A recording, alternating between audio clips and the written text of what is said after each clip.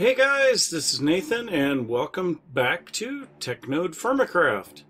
So I have several things to discuss with you guys right away here today. First off, this is no longer a single player world, and actually this is not even the same world anymore.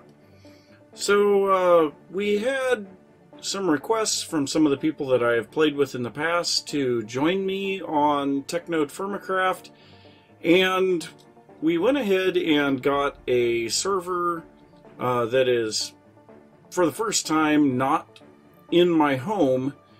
But the problem that we ran into was I could not upload my map to the server for some reason, and I don't know what was going on with that.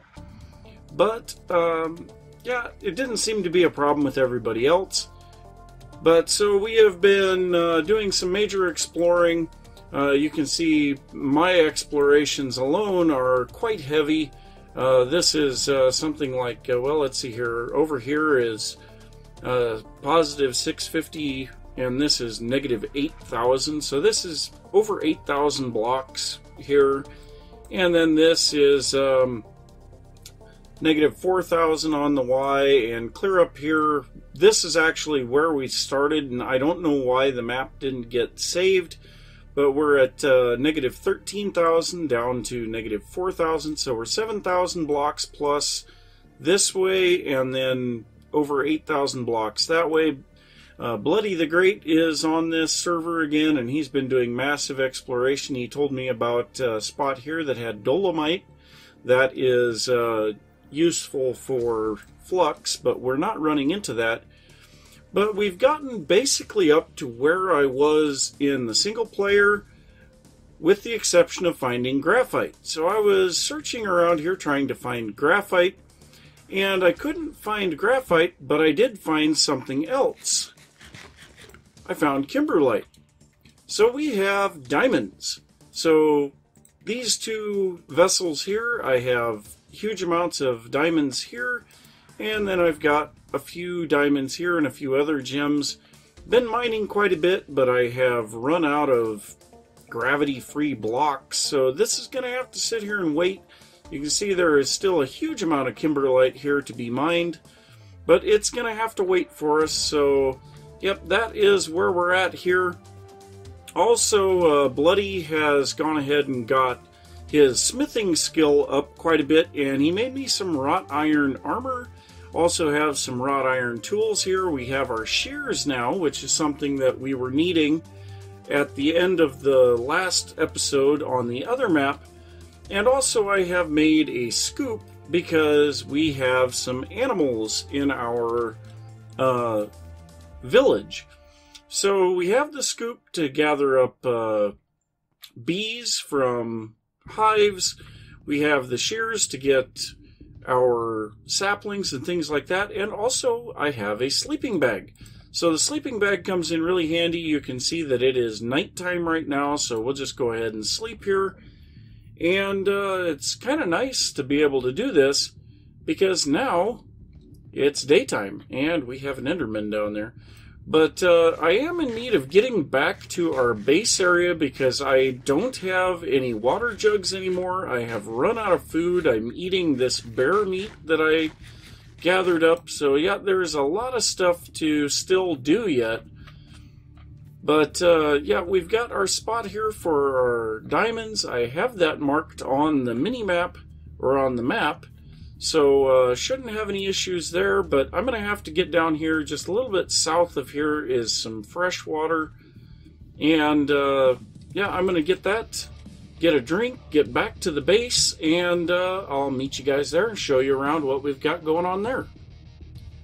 So I'm back at our base area, and yeah, you can see we've got a lot of stuff going on here that I hadn't gone over yet in the previous episodes. I went through all of this stuff in the previous playthrough, but we've got barrels here with tannin in. That's making leather, and you can see we've got a lot of leather here. There's 5 more over there. We also have the lime water. This is for soaking hides and things like that. We have a whole lot of alcohol here. This will be used for preserving food, and oh my gosh, those animals are really loud to me. I don't know if they're really loud to you guys. Here, we'll just turn down the friendly creatures, and that might help. Okay, so we have here a couple of cows and some sheep and a pig. And, well, we've been shearing the sheep. We've also been making cheese with the cows, so we actually have enough here. So what we're going to do, we're going to empty this barrel and we're going to dump the water in there. We're going to take a bucket of vinegar. Now, vinegar is made with alcohol and fruit, and wow, those crickets were loud. Then we take a bucket of vinegar with 9 buckets of milk. We dump in the vinegar, and it immediately makes milk and vinegar mix. Now, when we seal this, you'll see it will output curdled milk. Now, after a while, it will turn into the curdled milk, and then it will turn into cheese. So, yeah, all of the sandwiches we've been eating here have had all 5 of our food groups. So we have grains, we have dairy, we have fruit, protein, and vegetable. So these are really helping us out with our health. Also, because we have the sheep, we have real beds. And you can see we have a few guys playing on here. Now, Bloody, he was with me in the last playthrough. Permarin here, he joined me with TechNodeFirmaCraft, Feed the Beast Inventions, and Hadrosac, that's a new guy. This is one of Bloody the Great's friends. So yeah, we've got these 4 guys right now. I'm kind of hoping that I will hear something from a couple of the other guys that played on the last server. But yeah, so we've been doing a little bit of work here. We've got a little bit of the industrial hemp going on. And you know what? We're going to sleep this night away. I made myself up a sleeping bag so that we can sleep wherever we are. And yeah, so over here we have been leveling off a huge area. This area is going to be for a very large industrial hemp farm. And ow. Okay, so we got one more yet. There we go. And man, those guys are loud. But so over here we have a very large industrial hemp farm. And what we've been doing is just slowly planting this out. We're going to encase this entire area that's got the burnt out torches around the square. This is going to be our industrial hemp farm. And yes, I saw this spider over here, and I think we're going to kill it just for the chance of getting some redstone. Would you die already?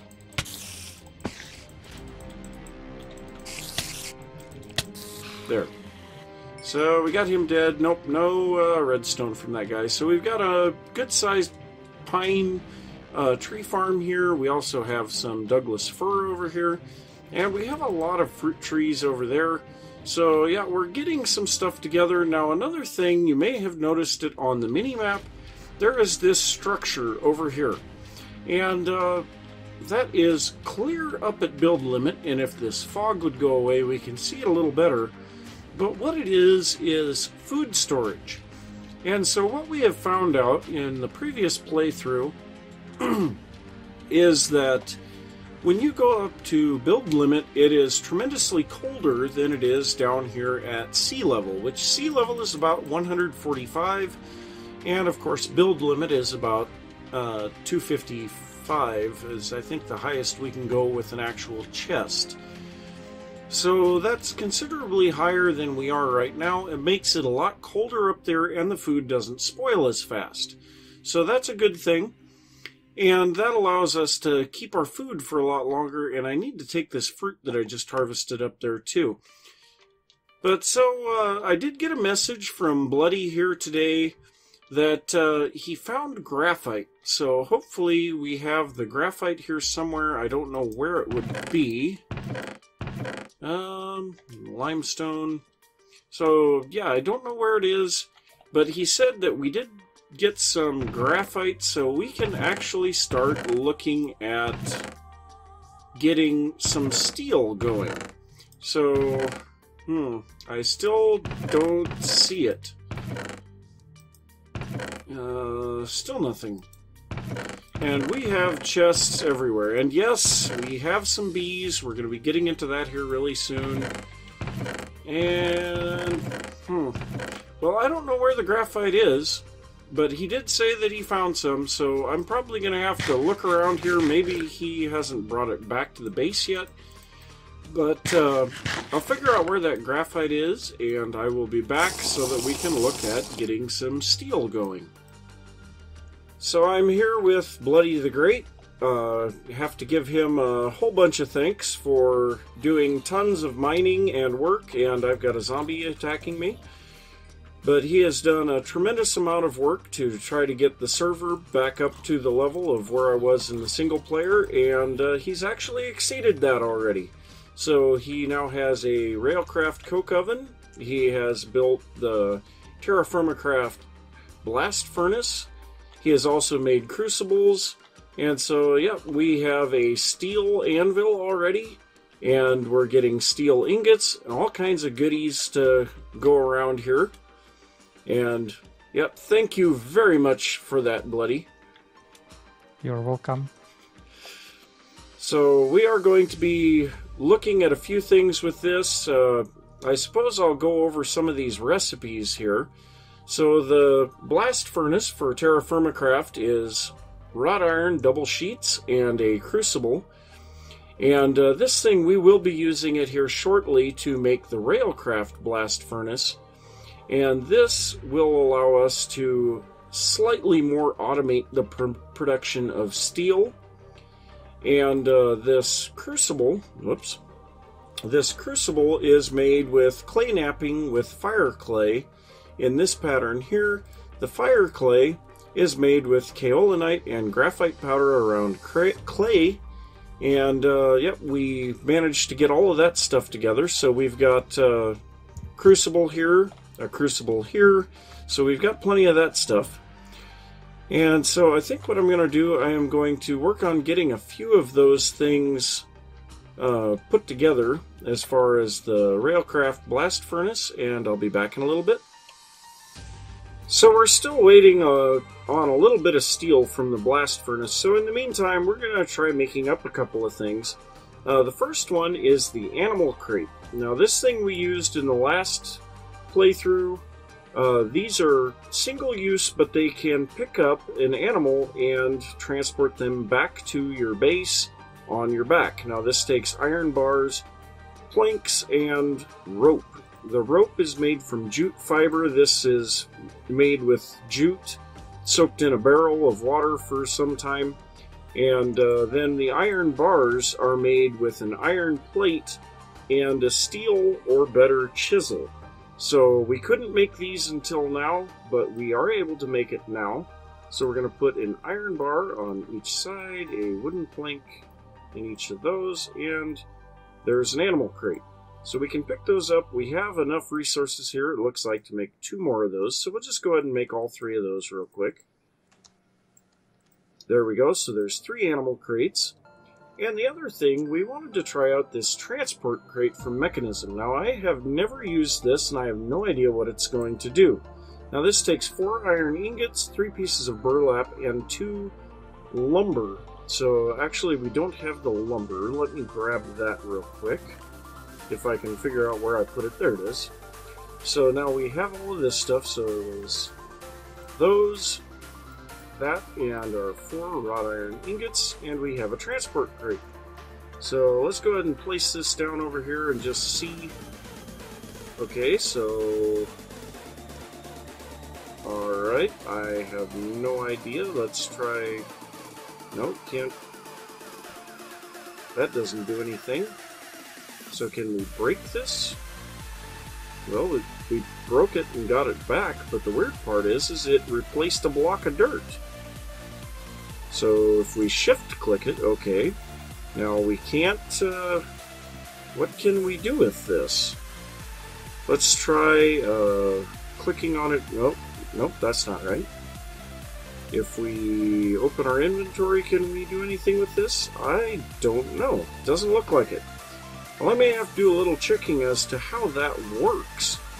So we'll be waiting on this steel, and when it gets done, we'll take a look at a few more recipes.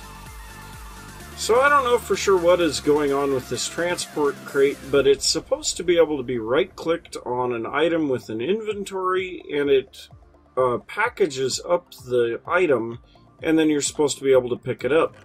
But it doesn't seem to work on TerraFirmaCraft chests. I don't know for sure if that's just an issue with TerraFirmaCraft or if I'm not using this item correctly. Either way, it does not seem to be working, but we're not going to worry about that too much at the moment. So another thing that I'm going to look at here real quick is the leather water sack. Now this, unlike our water jug, will not break, and I think it has multiple uses. So in order to make this, we need some leather water sacks, some wool yarn, hemp rope coils, and a bladder of some kind, and I happen to have a cow bladder. The hemp rope coils are made with treated sticks and industrial hemp fiber, and we've got tons of both of those now. So we're going to go ahead and make up these water sacks first, and these are done with leather napping. So this is something that I have not done yet, but we need to make a kind of an odd shape. So it looks like we need to take the bottom corners out and then an upside down U up above. So we want to do this, and then each of the bottom corners, and that will make us the water sack. And now we should be able to put this all together and get our leather water sack. So there we go. There is that. So we should be able to fill this up here. Yep, so that is completely full, and actually it only takes as much water out of it as you are thirsty by the looks of it. That is really nice. So we can take these water jugs that we have and drop them back off over here. That is really nice. It'll save us some inventory space. So we're just about ready on the steel, and we'll be able to make the next thing that I want to look at. Now, one thing that I want to make here is the steel furnace. Now, this is the equivalent of a Minecraft furnace. We need a crucible, a wrought iron, well, any hammer by the looks of it, but 6 steel sheets and a chisel. And I think this might need a steel chisel. Yep, it happens to need a steel chisel, so we may have to make that up. Oh, nope, I guess Bloody happens to have one. So, yep, we'll have a couple of things to get together here, and then we'll make that steel furnace. So, we're ready to make up a couple of things here now. So, first off, I have 5 fire clay here, and we're going to use that to make another of the crucibles. And so that gives us 2 crucibles in our inventory, and we also have the blast furnace. So the first thing that I want to do is take one of these crucibles and 6 steel sheets, and then we need the steel hammer and the steel chisel, and I've got those backwards, and that's going to make a steel furnace. And this is going to be able to be used just like a vanilla furnace, and yeah, that is really handy for what we're going to be doing here. So we need this to be able to make charcoal more than anything. So right now we are making charcoal in the coke oven. It makes this half charcoal, which is what we're going to get out of the steel furnace as well. And you can take 2 of those and put them together to make regular charcoal. Now, I believe the half charcoal only cooks 4 items at a time, but that's no big deal. But we can also make hoppers here later to automate this. I know we can automate the coke oven with hoppers as well, but we don't need the creosote oil. So we can go ahead and put these pine logs up here, and we'll just go ahead and drop in one of those half charcoal and see how many we actually get out of it. And the other thing is this thing is considerably faster than the coke oven. Coke oven is quite slow. So we're going to let that go, and in the meantime we're going to go ahead and make the next thing. And that's going to be our Railcraft blast furnace bricks. Now to do that we're going to need to make another one of these TerraFirmaCraft blast furnace bricks, which is going to take 8 wrought iron double sheets and a crucible. So we go ahead and place this here, and we get another blast furnace brick. Now to make the Railcraft blast furnace, we need to have 6 of the infernal bricks, 2 blast furnaces, and a steel hammer. So we happen to have all of that, so we'll go ahead and place this here, and I made a few more infernal bricks than I needed, but this will make 34 blast furnace bricks, and this is exactly how many we need to make the blast furnace. So now what we do is we lay this out in a 3x3 that is 4 blocks tall and hollow. And that's going to take all 34 of these bricks, and we will have a working blast furnace. So there it is. This thing is ready to go. So now what we can do is put... we can't put charcoal on the bottom. We can only put coal. Oh no, this takes coal coke. That's right. Well, oh, no. I remember. We have to have the half charcoal for this. So we have to have the half charcoal for that. But now what we can do, if we had some iron ingots... Oh, there they are. So we'll grab one wrought iron ingot. Now this does take a lot of charcoal to make one of these into a steel ingot, or maybe it's pig iron, I don't remember which. But it's going to take a lot of charcoal to do this, and it's going to take a while. But this will make either pig iron or steel, one or the other. And we can see this guy has stopped, and we cooked 8.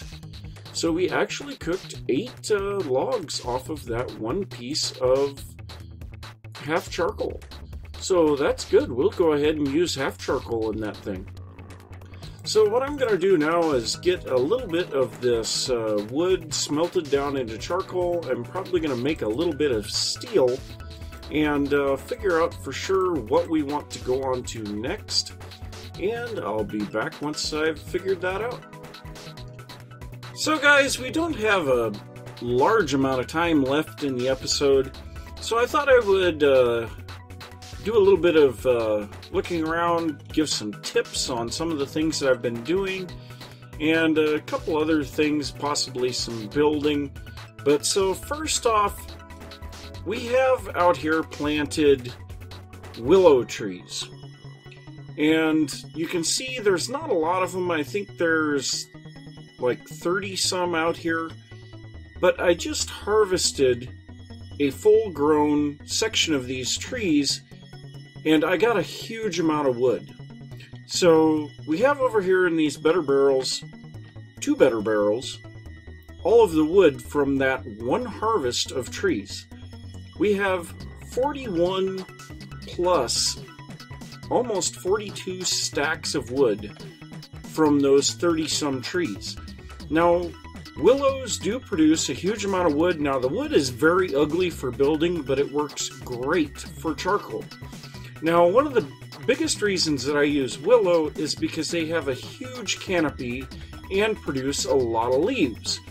Well, because of that, we can use our shears, and if we just shear the leaves off of, say, I don't know, 7 or 8 trees, we get more saplings than we planted here. So we don't even have to shear all the leaves. That is really nice. So we are going to be keeping a willow tree farm somewhere. I don't know for sure that it's going to stay here. In fact, I'm pretty sure that it's not, because we're going to be trying to build some community buildings here. And so this will probably get moved somewhere further out. But yeah, willow trees, by far the best renewable source of wood for charcoal in the early game. Now the next thing is I have these claystone mud bricks here. Now they're all dry, and we're going to be using that for some building here to reinforce these walls. So we have this, well, basically terrace that we were leveling down the area where we put our industrial hemp farm. And speaking of which, our industrial hemp farm is now completely filled out. And let me sleep to get rid of this darkness. That's going to be probably the best thing to do. But so we have the industrial hemp farm completely filled out currently. And it's going to make a huge amount of industrial hemp. Now later on, I am going to be making an automatic hemp farm. and that works just like a vanilla sugarcane farm, so no big deal.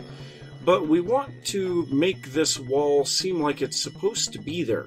So we're going to be using these claystone mud bricks, and I'm pretty sure that I showed this already, how to make these clay bricks into a regular brick. So we take the clay bricks, and this makes the claystone mud bricks here. And yeah, these kind of look like vanilla Minecraft bricks, but they have a different skin to them. So I kind of like the look of them. And we're going to make this look kind of like it's reinforced panels in the dirt. So I am going to get a little bit of that done, and I will be back in just a little bit. So I am very much liking the way that this wall looks now. I also put jack-o'-lanterns all the way around the industrial hemp farm, so that helps a lot on what this area looks like now. Now, one thing that we are going to have to get going here fairly soon is some power generation, and then we have some lights that stop mob spawning from immersive engineering. So we're going to have to try to get some of those going, because the center of the farm, we cannot light it up without removing some of the plants themselves, and I don't really feel like doing that. But one thing I'm not real sure about is where this wall starts to move downward. So I was wondering if you guys could tell me what you think of that, if you have any ideas of how I could transition from the wall to where there's no wall. That would be great. I think this is what I'm going to leave it as at the moment, but yeah, just for some reason it doesn't quite look right to me.